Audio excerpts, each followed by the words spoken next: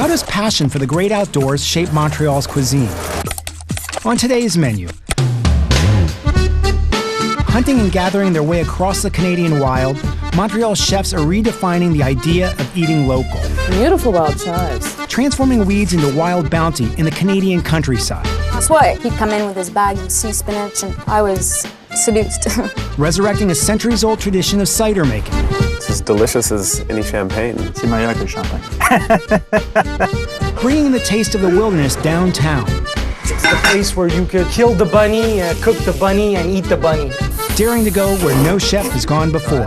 Joe Beef is the sort of place where you are excited about eating fish that was smoked in a garbage can.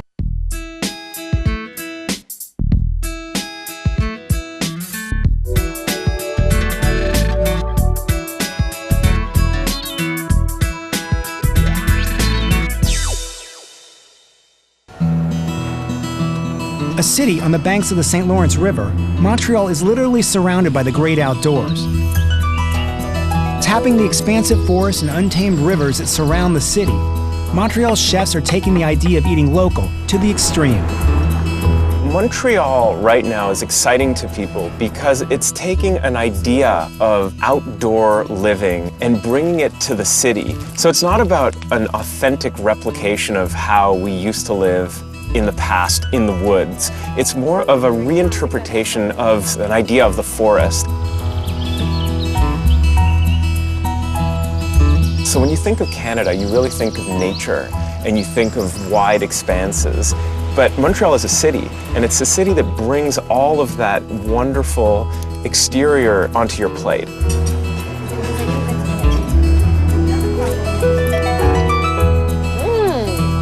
Today we are at à la table des jardins sauvages. Translated into English, it roughly means at the wild table. We're about 40 minutes outside of the city of Montreal, and essentially the restaurant is a table forestière, or forest table. So it's a wild food restaurant run by a forager and the chef who does magical things with these foods. Beautiful wild chives. Good one, Kat. Yes, there's hope for me to forage. My name is Catherine McPherson, and I'm a food writer and researcher here in Montreal. Known as Francois of the Woods, master forager Francois Boyard comes from a long line of 18th century coureurs de bois, or wood runners, who hunted the Canadian wilderness. Once a necessity for Montreal's pioneers, today foraging puts a unique spin on local cuisine.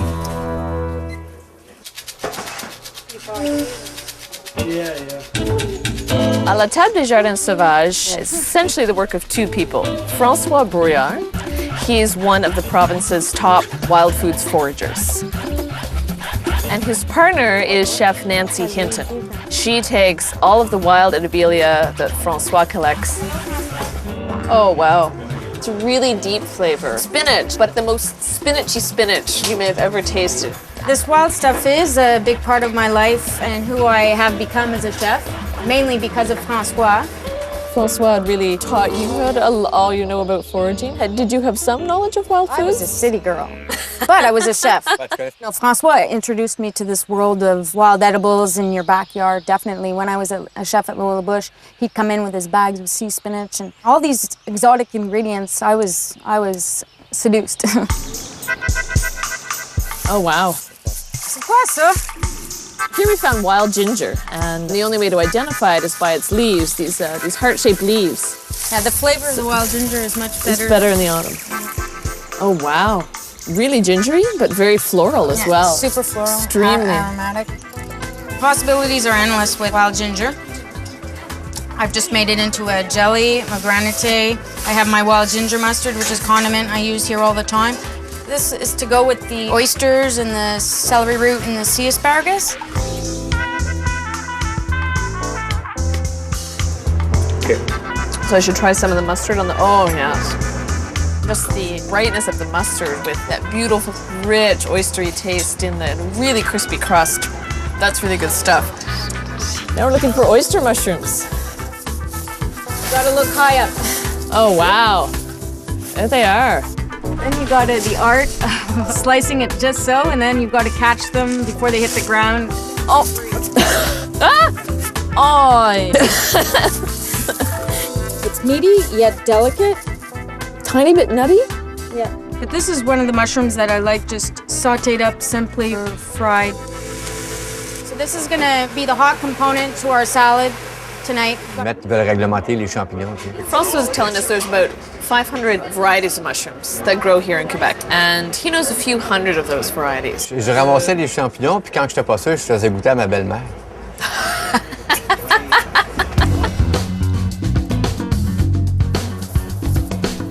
Now we're heading down to the riverbed and hoping to find some wild greens. Flexibility is key. You just never know what you're gonna find. Oh yeah! Daisy leaves, those are one of my favorite greens. Unlike a lot of the wild greens, it doesn't have any bitterness. It's amazingly sweet. I mean, almost like a fruitiness, like a... Yeah, he says cherries. I was about to say cherries. Gonna put a base of greens, the last of the summer squash, our house smoked duck from Morellet-Coulon. So these are wild grapes. The birds left us a few because they're delicious. What I do with this is I make a wild grape balsamic, which I use in salads and even in dessert. And most importantly, the wild oyster mushrooms that we picked, all from the backyard. Some of the daisy leaves. Yeah, there's a lot going on in my mouth right now. It's great. This is a mushroom ice cream. A lot of the mushrooms in the Bolitas family are great in dessert because they give off aromas of like chocolate, mocha. For those of you who doubt that mushroom would ever be a sensible ice cream flavor, it's really amazing. Why wild foods? Why not just run another restaurant that relies more on cultivated foods? But it is that want to preserve a tradition that his grandparents had, that want to let people know your ancestors likely ate this way. But more than that, he said it's really experiencing life. You can just tell, like, he's just at his happiest in the forest. All your friends are there, all your mushrooms and your wild plants. Moi, c'est le fun parce que t'es dans la nature. And he says that's what it's all about. The foraging is great, but it's experiencing the wilderness that really makes it a life worth living.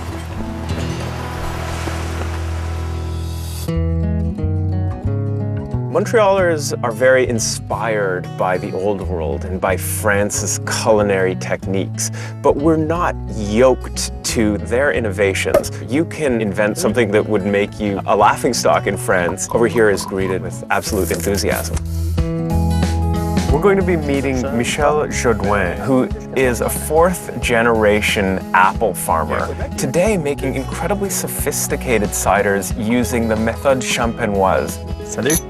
So he went to Champagne to learn how they make their champagnes in order to bring all of that know-how back to Quebec and then applied it to the humblest concoction in this province, apple cider. As delicious as any champagne. C'est meilleur que le champagne. Better than champagne. Making cider was actually illegal in Quebec for decades, thanks to some old laws dating back to Prohibition. But in 1988, Michel Jourdouin led the charge to change all that, with new legislation allowing him to restore his family's tradition of cider making. Cheers. Borrowing from techniques used to produce France's best champagne, he not only resurrected the noble title of cider, but elevated it to an art form. As far as cider production goes around the world, Quebec is seen as being the top of the top. C'est la Napa Valley au Québec. This is the Napa Valley of the apple. Peut-être 40 ans, 45 ans. And it's something that's always been important since the earliest days of settlers arriving here with their apple seeds, making cider to drink because the water was considered to be unhealthy. So instead of drinking water, they drank cider. Vraiment dans son premier. We are on the land that Michel's great-grandfather purchased in 1901. His grandfather, who started planting the apple trees here, also started making illegal contraband ciders. Un maniaque. He was a maniac for apples. So are you as much of an apple maniac as your grandfather was? Oh yes. Ici, c'est autocueillette ou? Autocueillette, oui. Oh, yeah. First off, what sort of apples are these? Macintosh. Un beau calibre, belle couleur. And he says, this is a perfect apple. Good size, good caliber, good color. Et très juteuse. And very juicy. I've never had such a good apple. C'est le meilleur moment de l'année en ce moment. He says it's the best moment of the year right now. After being harvested, the apples are brought into the warehouse where they are then pressed in order to make the apple juice. The apple juice is then brought into the fermenting tanks in order to start becoming alcoholic cider. So what is happening here? Ce qui est dans le réservoir ici, actuellement, c'est un cidre, mais donc il n'est pas tout à fait... The raw apple juice is cloudy and has sediment. So they make this magical broth, which they then add to these containers, which clarifies the cider. Pour la deuxième fermentation, pour la méthode champenoise. This juice is then sent into the bottles for the second fermentation, which is the méthode champenoise. Yes. It is aged for a year in a horizontal position, and then gradually it's turned upside down. 3000 bouteilles. 3,000 bottles a day are turned so that the yeast can descend into the bottleneck, which prepares it for the next stage. The bottles go through this machinery that comes from the Champagne region. It gets placed into the machine, and excess cider is taken out of the bottle so that extra secret additives can be put into the cider. He won't tell us what's in it, but it's another part of how each cider maker has a different recipe for creating their special ciders. After that, the cork is put on it, and it's ready to be consumed. Whoa. You can see that the bubbles are very, very fine, tiny little bubbles. You would swear that this is champagne. You can't taste the apples. I mean, it's like a fine champagne with a hint of sweetness. Michel really was the person who ushered in a brand new era of cider production, and it's because of him that ciders that are made on a small scale, artisanal ciders that taste not too different from what we would have drunk 200-300 years ago, are once again available here in Quebec. It's a lot of work to preserve these traditions. Why do you do it, and how do you do it? Je te dirais que c'est facile quand on aime ça. He says it's really easy when you love it. C'est le plus beau métier du monde. It's the best work in the world. Passion is very alive in Montreal. I need some hot peppers to make me go, Stefano Faita is somebody who is brimming over with a love of being alive. I always get excited when I cook because I like to eat. He is a city boy who has stayed really connected to food and to rural food preparation methods. He's somebody I like to think of as an urban hunter. While most kids were watching cartoons, Stefano Faeta was splitting his time between learning to cook in his mother's kitchen and selling shotguns in her hardware store. Now a celebrated local chef whose cooking classes have a cult following, there may be no better example of how outdoor living inspires the urban table. looks good, eh? I live in Little Italy, where the heart of Little Italy would be the Jean Talon Market. Jean Talon Market is the biggest outdoor market in Canada. Every day I like to take my walk and go to the market. It does worlds of good for me, you know? It's a great place, it's like my church. Instead of going and pray, I go to the market. Frank, I need peppers. At Jean Talon Market, you find almost everything. From your regular tomatoes or peppers to specialty items like wild mushrooms, homemade cold cuts. Ciao Stefano. Ciao, come stai? Bene, grazie. I come from an Italian family that cooked a lot. My grandparents cooked, my mom always cooked. So we were always eating these good things and they make us play with pasta. Ciao, Nino. Ciao Stefano. Ciao. So my mom ended up making it a little bit like a game, and it never really left. Quincaillerie in French means hardware store. We were actually the first Italian hardware store in Montreal. My uncle was an avid hunter and he knew that the Québécois love to hunt as well. So he decided one day to start selling guns. And we never stopped. This is actually the border of our store where it go from a pistol rest to an Emile Henry casserole or Dutch oven ceramic cooking pot. It's the place where you could kill the bunny, cook the bunny, and eat the bunny. I'm not a hunter, but everything my uncle hunts, he brings to me to cook.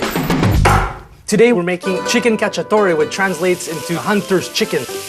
It's a dish where the hunters would have killed something and then cooked whatever they had killed, and usually hunters are really good eaters. Come on guys, come and eat. All right. It's not only about eating, you know. Food is a gatherer.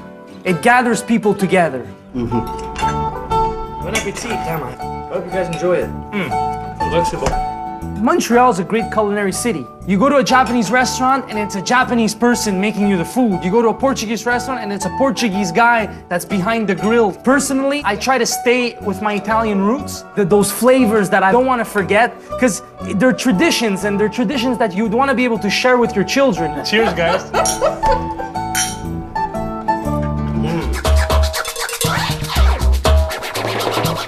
Montreal is a place where food is taken very seriously, but we're not self-serious about it. In fact, quite the opposite. Food is supposed to be something that's really fun, and it's supposed to be something that we enjoy. Nice steak here. Nice, eh? Fred Morin is the chef at Joe Beef. Fred is the quintessential burly French-Canadian chef. He's also one of the funniest people I know. Your charred and burnt tastes delicious. My charred and burnt tastes... It brings all the boys to the yard, my charred and burnt. We're going into Fred's garden, and we're going to be making some unusual concoctions. I don't exactly know what's going to happen, but it'll be weird. Chef Fred Morin loves the outdoors so much he sometimes prefers to cook in the garden behind his restaurant, Joe Beef. Named after a 19th century tavern owner who championed the working class, the restaurant serves up a sophisticated take on comfort food. With a menu including a catch of the day that he may have reeled in himself, critics are calling Morin one of the most exciting chefs in Montreal. So Fred, what are we going to do today? We're gonna hotbox that garbage can here. What sort of fish is that? That's an Arctic chard. So you're going to smoke the fish in a garbage can? Any long tubular metal object will do. That's a cordless drill.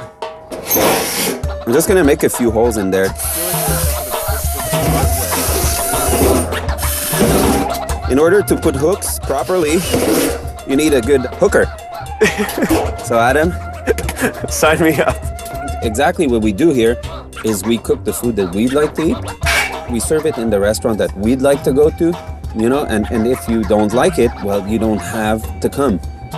Fred may have a laissez-faire attitude towards how his food is received by the public, but some of the greatest chefs in New York think of Fred as their hero, and the place that they would want to go more than anywhere else in the world would be Joe Beef. We're just gonna make a very fast skewer. What are you putting in there? Crack, cocaine. Then I'm gonna put some dragon dust. I'm just gonna put a little bit of celery leaves in there. We're gonna leave it like that here for like a couple minutes. How old were you when you built your first smoker? Or I got it as a gift when I was 12 years old. My grandparents bought me a little cheap smoker. I smoked ham before I smoked cigarettes. I always wanted to be a cook, you know, but I would feel very bad if I was in a white kitchen with tiles everywhere, and you know, it's just not me. His cooking is about surviving in the wilderness, even though we're in a city. But he is inspired by that notion. That's my wheelbarrow barbecue. Necessity is mother of invention. Wow, look at what we just found here in the garden. A lobster. The poor people used to eat lobster, I guess. Prisoners. It's interesting, something that used to be so low class has now become a luxury food.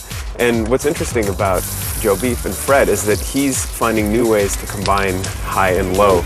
An example of that would be how he suggests pairing certain meals with Dr. Pepper. If it's good, right? This is the sort of life-affirming dish that Fred makes so well. Fred is somebody who refuses to be defined. As I heard once, if you label me, you negate me. Oh, look at that. And if you ever tried to say that he is something, he would immediately prove you wrong. You're a master of simple food done incredibly well. It's just skills. That's what cooking is. It's not an art, it's a craft. Just like the guy who does the garden. So that's gonna be the shizzle. Go pick up some sorrel for me. Oh, really? Yeah, it's the one with the big leaves there. This one? Yeah. Sorrel is an essential ingredient in classic French cooking. We're gonna do the smoked fish now. Joe Beef is the sort of place where you are excited about the notion of eating fish that was smoked in a garbage can. A little bit of that sorrel. It's just surreal. I mean, one of his dreams is to fill the city's public water fountains with shrimp cocktail. It's the same thing that gives acidity to sorrel than rhubarb. It's oxalic acid. And so he's adding lemon to the sorrel, which is gonna amplify its natural acidity. Simple, honest to goodness smoked fish with sorrel from the garden. It's interesting how food evolves, and we're in a transition phase now because all the elements of the past are being forged into something that's typically Montreal. People don't so much live to work, they work to live.